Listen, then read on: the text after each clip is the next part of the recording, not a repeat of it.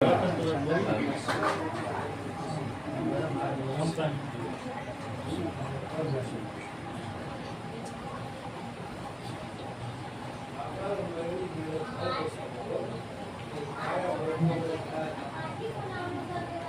باللہ من الشیطان الرجیم بسم اللہ الرحمن الرحیم۔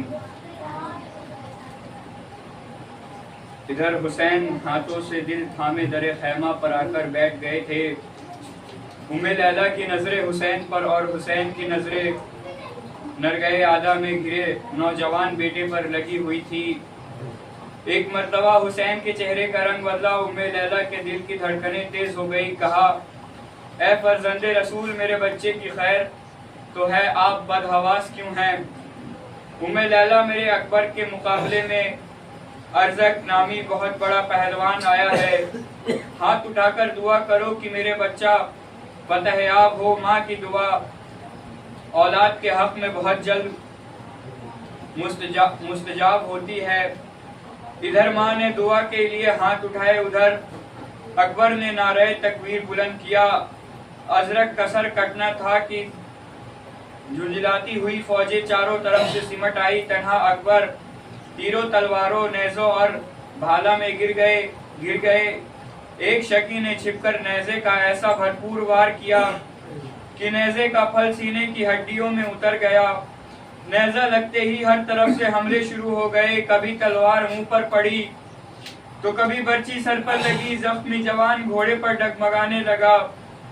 جب سنبھلا نہ گیا تو دونوں باہیں گھوڑے کی گردن میں ڈال دی۔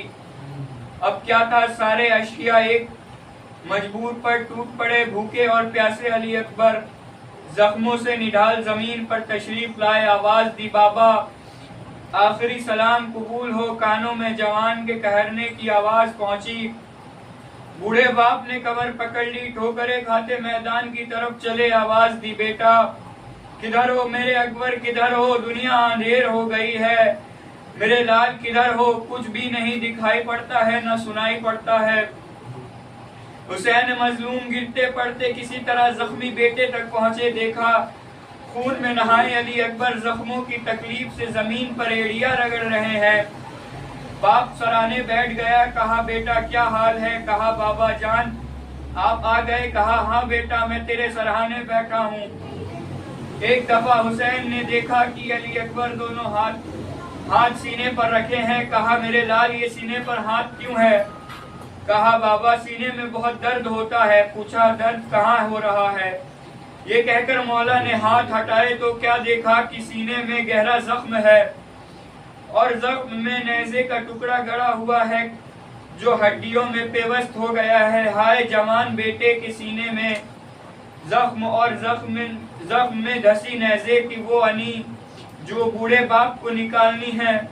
مظلوم امام نے پہلے تو چاروں طرف دیکھا، پھر آسمان کی طرف نظر کی، پھر ایک مرتبہ کراہتے ہوئے بیٹے کے چہرے پر نظر ڈالی، پھر اپنا ہاتھ زمین پر ٹیک کر دوسرے ہاتھ سے سینے میں دھسی نیزے کے پھل کو مضبوطی سے پکڑا اور دل و دماغ کی ساری طاقت سمیٹ کر آواز دی، یا علی مدد۔ اب جو امام کا ہاتھ زخم سے باہر آیا تو اس کے ساتھ صرف برچی کا پھل ہی باہر نہیں آیا بلکہ اس میں لپٹ کر علی اکبر کا کلیجہ بھی باہر آ گیا۔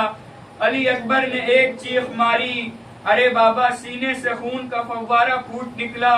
ایک آخری ہچکی آئی۔ کہا، بابا خدا حافظ، نانا سامنے کھڑے ہیں، وہ ہمیں لینے آئے ہیں۔ انا للہ و انا الیہ راجعون۔